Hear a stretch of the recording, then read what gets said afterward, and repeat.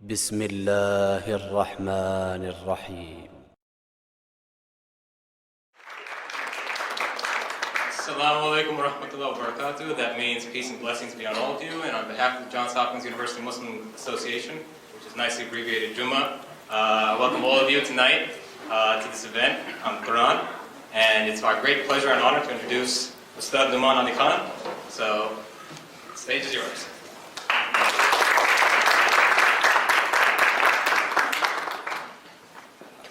Assalamu alaikum wa rahmatullahi wa barakatuh. Alhamdulillah, wa salatu wa salam ala rasulillah wa ala alihi wa sahbihi ajma'in. I was told I have about 35 minutes. I added the 5 myself for this talk. Inshallah ta'ala, I'm going to try to keep my conversation focused to a college student audience. I don't want to cater this as a general talk, but I wanted to kind of focus it to a student audience, inshallah, on the subject matter of appreciating the Quran. And I'm cognizant of the fact that there may even be some non-Muslims in the audience, and so I'll try to avoid Arabic terminology in this conversation. And at the same time, if I do use some Arabic terms, I'll try to do my best to translate those terms and make them easier to process. Okay. So I want to start with a very straightforward phenomenon, and that is that the Quran, for most people, Muslim and non-Muslim, is a veiled text. What that means is it's very difficult to just pick up and read and process. And the reason for that is, there are several reasons, and the primary reason for that is it's being introduced to most of the world, Muslim and non, in translation. Most Muslims do not have qualifications or training in classical Arabic, the original language of the Quran.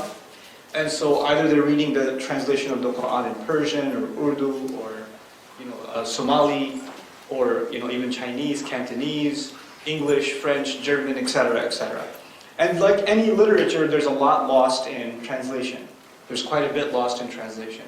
Especially older languages, because older languages had something, what the Prophet called Jawami'ul Kalim, the ability to encompass a lot of meanings in very few words. So even if you translate, for instance, one line for another line, like a line of Arabic to a line of English, there's a lot more nuance in the Arabic line that is completely lost. So you got kind of a droplet of the meaning that was suggested in the Arabic text, and you got very little of that communicated in the English text or whatever other translated text. There's an additional problem, and that is that in old languages they had their own figures of speech. They had their own, sort of things they said that they didn't mean them literally, they meant them figuratively. And that's not just true of ancient languages, it's true of our languages also. Okay? For instance, in English, when you say to someone, that is extremely cool, that is so cool, that can't be taken literally, unless you live in, Boston or something, but generally, when somebody says it's cool, it's nice, it's not to be taken literally. And these are things that are dependent on context. So even though the English language has been around for a while, if you said that is cool to somebody 100 years ago, they probably wouldn't understand you the same way, right? So language isn't just about translating a word from a dictionary, it evolves in a context. So the original context of the Quran is very particular. And a lot of times those figures of speech that are in and of themselves very beautiful and very deep and very contextual, they get translated literally in our translations, and then we read them and we just scratch our heads and go, what's this talking about? What does this even mean? So this is probably, I would argue, the biggest problem in Quran education, or awareness even, or literary appreciation for Muslims and for non-Muslims. It is, in fact, a veiled text. And to unveil this text, so now you say, well, translation doesn't suffice, what else can I do? What else can I study or maybe access to maybe try to understand this book better? Well, you've got 2 options before you, right? You've got one option is become a student of classical Arabic, which is probably not an option for most people. Some very driven, motivated individuals like myself 10, 12 years ago, I decided I want to learn this language and take it seriously. And Allah blessed me with opportunities that made that easy for me, but I can't say that that's going to happen for everybody, right? And those opportunities aren't necessarily going to present themselves to you. So the primary access is probably not going to happen for most people. Primary access means you've accessed the language, you've mastered it, or you have a degree of proficiency in it, where when you read it, you kind of know what's going on. Well, the only other access then is secondary. Secondary means translation, whose limitations I just tried to present to you. But then there's an additional body of literature that seeks to help people understand the Quran. That literature, that body of literature is called tafsir in Muslim discourse. The technical academic term is exegesis, right? Text analysis. And so these books of tafsir are written in foreign languages also. So in English you'll find some books of tafsir dedicated to explaining the contents of the Quran, contextualizing the ayat, the verses, the surahs. Surah is the term for chapter, but they're not the same, so I'll stick to the term surah. These units of the Quran and these statements in the Quran are explained and contextualized in detailed conversation, etc. But personally, myself, I'm still not satisfied with where we are in producing good, heavy literature, accessible literature, and deep enough literature in the English language, which is probably the most universal language in the world today. I don't think we've done our job as Muslims in producing good enough literature on the Quran in the English language. That's my personal opinion at this point. And one area that particularly hasn't even gotten attention in any language, even in Arabic much yet, is the genre of literary appreciation. So I'm going to spend the rest of the few minutes I have with you guys just to give you an idea of what does it mean to engage in a study of literary appreciation of the Quran. Approaching the Quran as literature.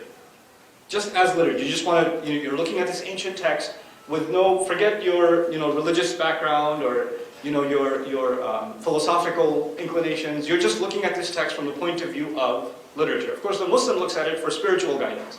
The Muslim looks at it for, as the word of Allah, the divine word that connects to us. It makes us shed tears in prayer, etc., etc. But for the rest of the world, at least we should have some way of them also connecting with this text in a meaningful way, and kind of unveiling some of these things, and removing some of these veils that are keeping people from a direct understanding of the text. And so before I go on one last tangent, and that is, what if we don't do this? What if we as Muslims, some of us at least, don't take up this task and don't produce this kind of genre, this kind of literature? Well, then what you get is the kinds of quotes you see on CNN from the Quran, or on Fox, or whatever else, where a verse of the Quran is quoted. I live in Texas for the last couple of years. And one of the things I do as a hobby is I listen to Christian talk radio. I really enjoy it. And especially as I travel in the Bible Belt, I travel to Louisiana, Arkansas, etc., etc. I just find it a nice, good old, Christian talk radio station and listen in. And a lot of times the conversation happens to be about Islam and how evil it is, and how demonic it is, and how evil the Quran is. And then they'll even quote verses from the Quran to show us how evil it is, right? And those kinds of things are not just found on the radio. Now there are YouTube videos about this stuff. There's blogs dedicated to it. There's all this, literature about how corrupted the book is and how evil its teachings are, etc., etc. And I can argue, outside of the biases, a lot of the problem also is people feel like they read the translation of the text and they are ready to say, I know what's going on. I know exactly what's taking place here. And they don't. They're so far from what's actually taking place in the text, it's laughable. Like, I listen to that stuff and I laugh, and then I cry. Right? I cry because there is somebody listening to that stuff and is actually saying, yeah, that's what it says. That is in fact what it says. So instead of producing tafsir literature, because tafsir literature is mostly written for Muslims, so it has a lot of Muslim terminology. So when a Muslim reads it, they might know what this means and that means. But when a non-Muslim reads that, they're not going to know what that's talking about. They're really not going to understand what that kind of literature is talking about. So there's some good efforts that have been made towards this end. A handful that personally encourage me. So I'd like to at least introduce you to one of them. One of them is called Select Passages from the Quran by Professor Meir from Michigan State University originally. Select Passages from the Quran. It's a book, dedicating itself to analysis of certain passages in the Quran from a literary point of view for a general audience, not for a religious or a Muslim audience, for a general audience. And that's important, because at least it's a start. At least that gets us started in appreciating it somewhat. But I don't want to talk entirely in this conversation with you guys in theory. I want to leave you towards the end with at least an example of what it means to appreciate the Quran in a literary way. In every old language, in every old body of language or literature, there's something of parables. And they have a lot of parables and examples and stories. The Quran is full of parables. It is absolutely full of parables. And some of them are just if you read them in translation, they're really confusing. So I'll share with you a parable from the Quran, or maybe two if we have time, okay? And I'll try to stick to, as I recite the Arabic, I'll try to translate it into English so everybody can follow along, okay? ثُمَّ قَسَتْ قُلُوبُكُم مِّن بَعْدِ ذَلِكَ فَهِيَ كَالْحِجَارَةِ أَوْ أَشَدُّ قَسْوَةً. Then your hearts became hard like stone, or even harder in terms of stiffness. وَإِنَّ مِنَ الْحِجَارَةِ لَمَا يَتَفَجَّرُ مِنْهُ الْأَنْهَارُ. Even out of stones there are ones that burst open and rivers gush forth. Okay, so the first part was your hearts became hard like what? Just to see if you're awake. Their heart became hard like what? Stone. Even harder. The next discussion, same ayah, same verse. Even out of stones there are those that gush forth with water coming out. Rivers come out. وَإِنَّ مِنْهَا لَمَا يَشَقَّقُ فَيَخْرُجُ مِنْهُ الْمَاءُ. Even out of stones there are those that crack open and water is found.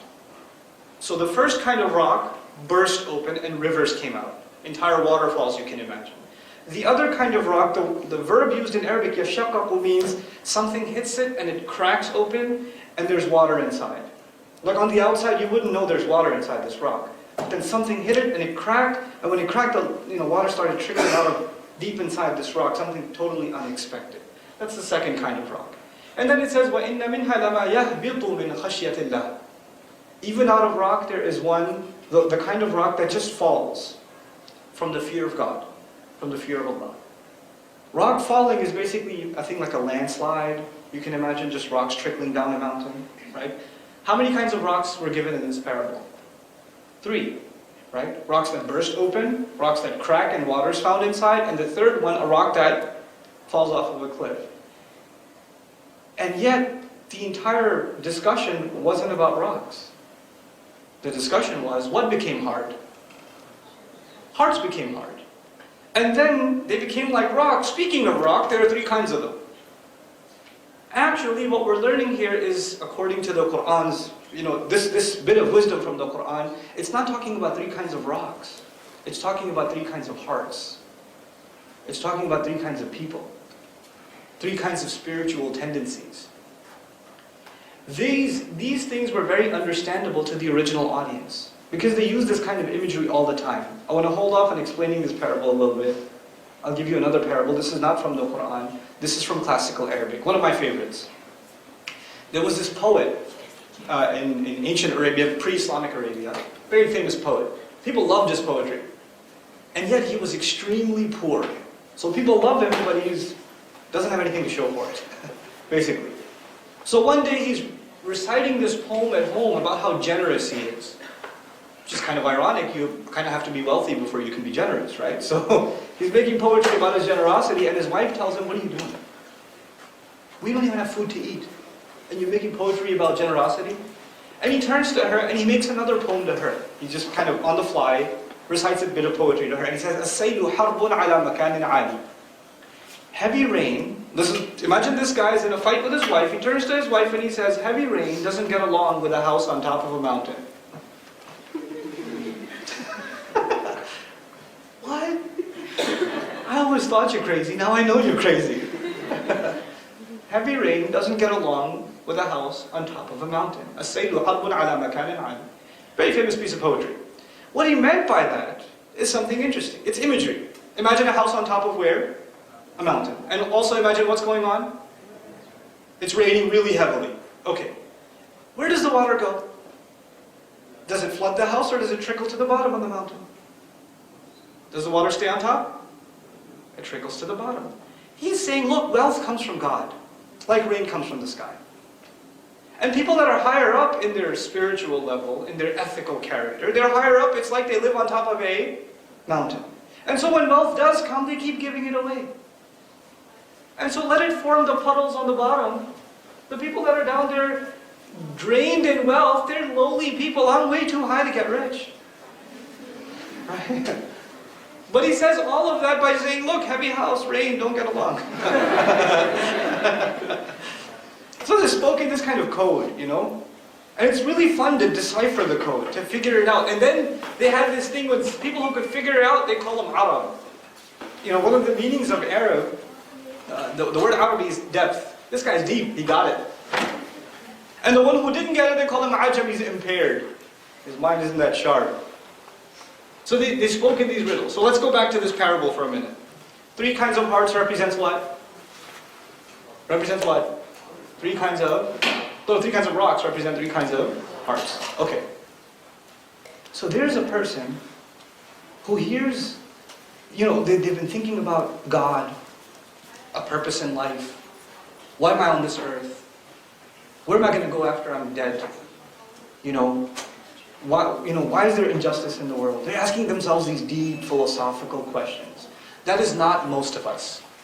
But there are people like that in the world that genuinely ask themselves, not what's for dinner, but what am I doing here?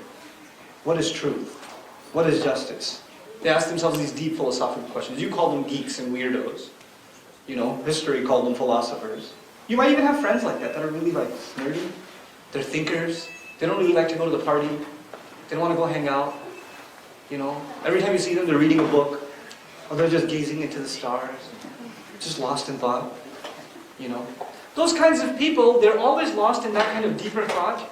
So when the solution to those problems is brought to them, and it clicks, is there any hesitation before they just gush out and say, yes, this is it. This is what I was looking for. Immediately, there's an excitement.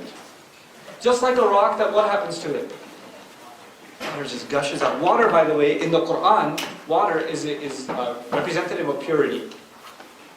Water represents purity. And water also represents faith. Water also represents faith. So water inside the rock is faith inside the heart. This person had a faith inside of them. They were looking for something to confirm that faith. Revelation came, and it clicked with what was already inside, and the rock just burst open.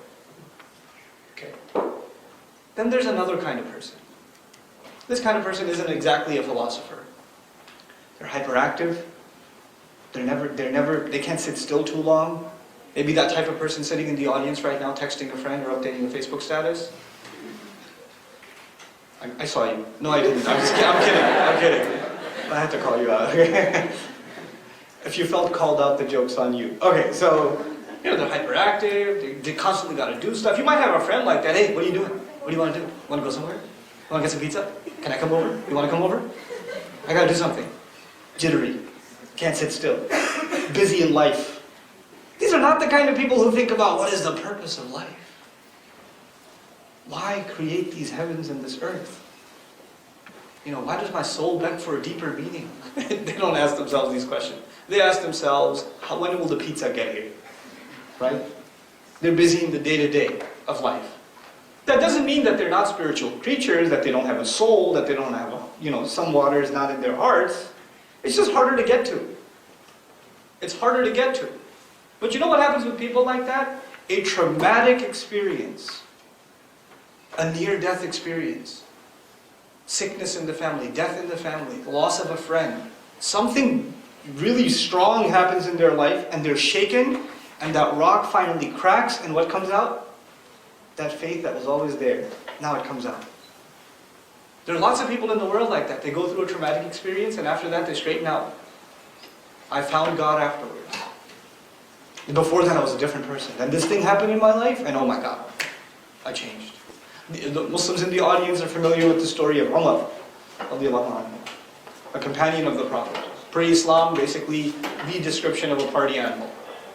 If he wasn't womanizing, or hunting, or horseback riding, or killing dudes, he didn't know what else to do with himself. He was busy, and 6 years, he's in the same city as the Prophet himself, doesn't know what Quran is for 6 years. You ask yourself, 6 years in Makkah and he doesn't know what Quran is? How did that happen? Well, because he was kind of busy. And even the way he became a Muslim, he heard his sister converted. He's furious.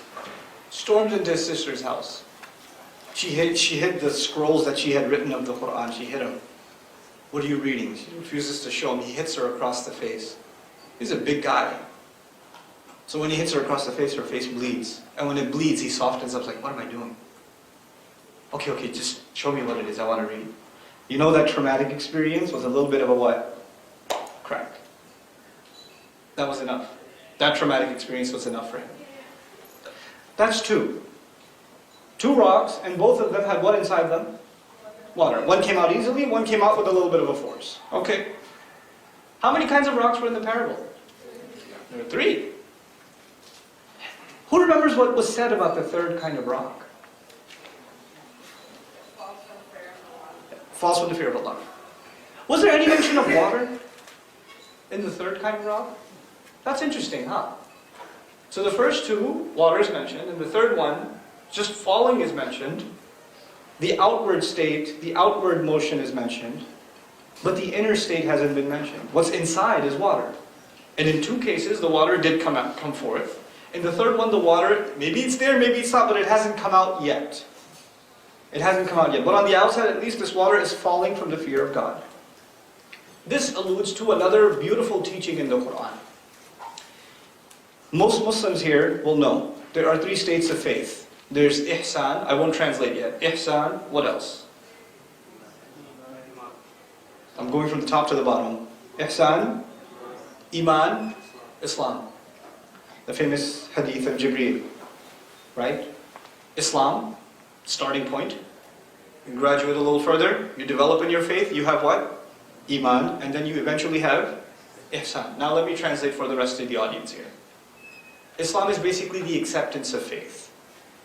You've come to the conclusion that you're going to submit to God. You made your declaration of faith. It's your starting point. That doesn't necessarily mean you felt the sweetness of faith in prayer, that you felt connected to Allah, that it's moved you to tears, that the water's come out of your rock yet. But you keep worshiping God, and you keep trying to stay away from things that stiffen your heart, and eventually you'll start tasting the sweetness of faith, and that's Iman, when you can truly feel the power of the faith. It's a spiritual experience. And then if that matures, you allow it to mature and not fluctuate, and allow it to grow, then the third state, which is described as excellence, ihsan, is reached. Ihsan was described as the Prophet, أَن تَعْبُدَ اللَّهَ كَأَنَّكَ تَرَاهُ فَإِن لَمْ تَكُنْ تَرَاهُ فَإِنَّهُ يَرَاكَ. That you should be enslaved, worshipping God, as though you can see Him. That's an interesting statement, worshipping God as though you can see Him. We can't see God, we can't see Allah. But I'll give you an example that's easier to understand. You guys, how many people here have jobs?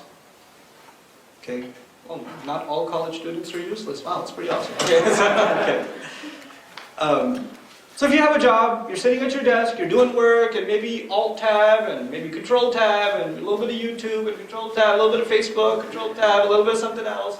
But your boss walks by. Back to Excel. Then he took the elevator, Alt-Tab, back to YouTube again, or whatever. If you know the higher power is just watching, you can see Him. You can see Him, meaning He's close. Your behavior changes or no? It does, doesn't it? There's this, if you want to appreciate what fear of God means, there's a guy, he doesn't care about the traffic laws or whatever, he blows by stop signs, but he sees the cop. And all of a sudden, a spiritual fear takes over, and he abides by the law, because that's taqwa for you, right? Fear of consequence. Well, stop. If you see the authority in front of you, there's going to be a different reaction. And this is not just out of fear, even out of respect. Maybe you're talking among your friends and you're speaking kind of inappropriately. Your mom walks into the room. Your teacher walks into the room. Someone you truly respect walks into the room. When we are around people that we respect a lot, we watch ourselves more. We don't just say anything that comes in our mouth.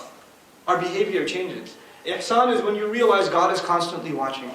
And not just out of fear, but out of respect, out of love, out of consideration, out of appreciation. I'm going to watch myself. أَن تَعْبُدَ اللَّهَ كَأَنَّكَ تَرَاهُ. To be in that state all the time is pretty amazing. That would be called excellence. It's the highest state of faith. Now let's come back. A person who's just starting out may not have tasted the sweetness of faith yet. Just like a rock that hasn't experienced what yet? Water coming out.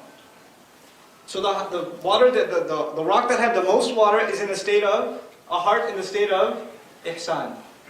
The rock that has a little bit of water at least is in a state of iman. And at least you should have what? Islam. And in Surah Al-Hujurat, in the 49th surah, what does Allah say? قَالَتِ الْأَعْرَابُ آمَنَّا. Listen to this, it's beautiful. He says the Bedouins claim, some people became Muslim, they claim we have faith in our hearts. قُلْ لَمْ تُؤْمِنُوا. You don't believe, you don't have faith yet. وَلَكِنْ قُولُوا أَسْلَمْنَا. Tell them, you just accepted the faith, you just started out. وَلَمَّا يَدْخُلِ الْإِيمَانُ فِي قُلُوبِكُمْ. And Iman, that sweetness of faith, hasn't yet entered your hearts. That water hasn't yet entered your rocks. That's the third state. That's why the third one doesn't mention water. It hasn't happened yet. It's beautiful. The parable is beautiful. And interestingly enough, now, towards the conclusion of this parable belongs to the second surah, Baqarah. And the first half of this surah, this chapter of the Quran, is discussion with some people from the children of Israel, the Israelites, that were living in the city of Medina. There were some Israelites that were living in Medina. And this is a conversation between the Muslims and their first interaction with what the Quran calls the people of the book, Jews and Christians. And specifically, this conversation was with Christians. And in Arabic rhetoric, you study that when you give an example, because God here is giving an example, when you give an example, it's important that the example be relevant to your audience. And we learn in our tradition, in Muslim tradition, this particular example was in the midst of a conversation happening with the Israelites. Why is it important to mention that? Because the Israelites in their experience have a beautiful story of water coming out of rock. Moses strikes the staff. Water comes out. That's mentioned in the second surah. It's easy to visualize, it's easy to think about because it's something that's fresh in the mind of those who belong to the faith, who have experience with that revelation. So even the parables that are given, they're specific to an audience. They take into consideration who's being spoken to. It's a beautiful thing. All of this stuff, unfortunately, is not easily accessible in English literature. What I just told you, I read in Arabic books that were written maybe 800 years ago. That even an average, Arabic-speaking student, if you tried to read those, he would just say, I don't know what he's talking about. It takes a while to decode that stuff. But I think it's really, really high time that we start producing this kind of literature that makes Quranic studies more accessible to people. I really think it's high time. And I'm sad that it hasn't happened yet, or not to the level that I think it should happen. But there are some good efforts that have taken place that I really do appreciate. If you're looking I know it's going to come up in QA, because my time's done.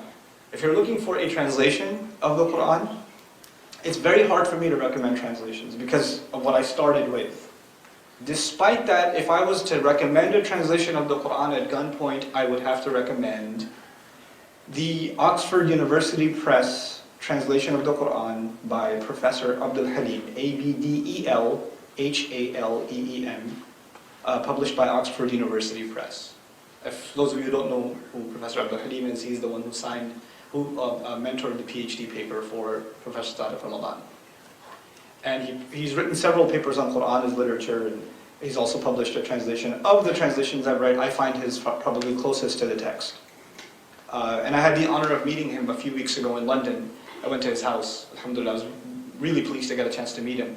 He's about 90 years old. He's been studying the Quran for 70 of those 90 years. And he said the craziest thing to me. I was so depressed after he said it. So I'm sitting there because I had these questions I wanted to ask him in my own studies of the Quran. And the first thing he says, he goes, after all these years, I think I'm finally beginning to understand the Quran. I'm like, take it back, please don't say that. The man he's studied at Azhar, he graduated, in Balagha, in Arabic rhetoric, in classical Arabic studies, and Quranic studies, has been doing research in the Quran for 7 decades. And then he said, I think I'm beginning to get it somewhat. This is, I believe, surah number 77, the 77th surah of the Quran. It mentions some of the beauties of paradise, of heaven. And it talks about drinks 3 times.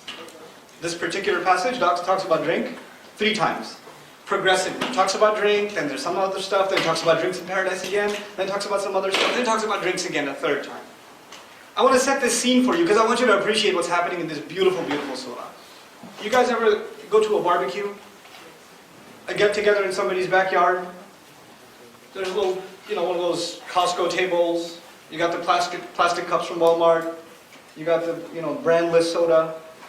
And you basically go help yourself. Right? You go grab yourself a cup. Everybody's having a good time, they're drinking or whatever. It's not like they've got those expensive champagne cups and exotic, it's a barbecue. It's plastic bottles, plastic cups, paper plates, that's how we do, right? It's simple.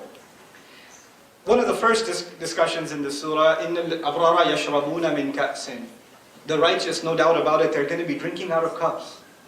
They're just going to go in and they're just going to grab cups and, hey, help yourself. Self-service. Okay, that's one scene. Now, that's a barbecue. Let me tell you, have you ever been invited to a really fancy wedding or reception or one of those fancy halls? Where they have those, nicely covered tables and vases on every table and glasses placed upside down and guys dressed like penguins coming and filling your drink and all that other stuff? Exotic setting, isn't it? In this time you have to go and help yourself for a drink or it's served to you. It's a more elite setting, and part of that is you don't even have to get up. The guy comes and fills it up. Sir, would you like some more? Ma'am, would you like some more? You just keep pouring it in. By the way, cups already placed or they come later? The cups are already there or placed later? They're already placed. Quran says, وَأَكْوَابٌ مَوْضُوعَةٌ. Cups already placed. 1,400, 1,500 years ago. We still have that, huh? But anyhow, few verses later, وَيُسْقَوْنَ مِنْ كَأْسٍ. They will be given to drink in cups. A few verses ago, the beginner service was like a barbecue. You go and get a drink. Now what's happening? You are being given to drink. The passive form is used, suggesting you don't even have to get it yourself. Your cup is filled for you. Elite service. That's the second time drinks are mentioned in this surah. How many times did I say drinks are mentioned in this surah? 3 times. How much better can it get? This is pretty good already. The third time around, subhanallah, وَسَقَاهُمْ رَبُّهُمْ شَرَابًا طَهُورًا. Their master, their Lord, God, will serve them a drink, a purified drink. Allah Himself will pour the drink. He will give them to drink. So when somebody asks me, what do you get in paradise? I say, drinks. SubhanAllah. Allah takes something so simple, a drink, and He makes it something so spiritually rewarding. I'm going to be drinking from Allah Himself. Allah will offer me the drink Himself. Drinks are enough. Drinks are enough of a motivation. This is one of the powers of the Quran. It takes things that are all around us that you would take for granted and just makes them so magnificent. You don't look at them the same way again. You don't look at them the same way. I could talk about this stuff forever, but I won't, thankfully. So inshallah ta'ala, I'll stop here. And if anybody has any questions, if I can entertain them, if I'm qualified to, I will. If I'm not, hopefully I can point you to a resource that can, inshallah. I can go on with questions, right? Okay, cool. Any questions? Not all at once? Yes? I really enjoyed the short piece of Arabic poetry that you shared with us. Uh-huh. I was wondering, it seems like that would be good practice if you started with poetry to try to get a good grasp of how the Arabic Quran? language works. I have a recommendation for that. A lot of our work's been done for us. Classical poetry was scattered. It was all over the place. And a lot of it just had to do with just any subject at all. A lot of it's about, I can't kick the habit. He's addicted to alcohol. Another guy lost his girl and he's writing 20 lines of poetry just about that or whatever. It's very scattered poetry, subject-wise. But a really great resource on a collection of classical poetry and Arabic idioms and expressions there's two. One of them, I can think of the name off the top of my head, is called Verbal Idioms of the Quran. Verbal Idioms of the Quran by Mir. It's an academic book, it's boring, it's going to be difficult for just lay people to read because a lot of it's in transliteration, but it's a fantastic resource, probably one of the best I've ever seen, on collecting classical poetry that is directly tied to certain verses of the Quran. We'll find the same expression used in poetry and the same ones being used in the Quran, so it was familiar to the Arabs. So he collected about 430 such cases in this book. So it's a fantastic resource on that subject. Other questions? Really? Going once? Going twice? Okay, barakallahu feekum. Thank you so much for listening attentively and not having any questions. Can I make a quick announcement before I go? Tomorrow from about 10 to 3 at the ISB, the Islamic Society of Baltimore, some of you might know where that is, I think. I'm going to be teaching a class on one surah, one chapter of the Quran, Surah Al-Rahman, the 55th surah. And it's basically a picture presentation. I'm trying to make the contents of it easier to understand, and I'm going to try to present it in language that Muslims, non-Muslims, even kids can hopefully process the stuff. So if you have the time, inshallah, I'd like to welcome you to come at the ISB tomorrow from 10 o'clock to 3 o'clock. Thank you so much for listening. Assalamu alaikum wa rahmatullah.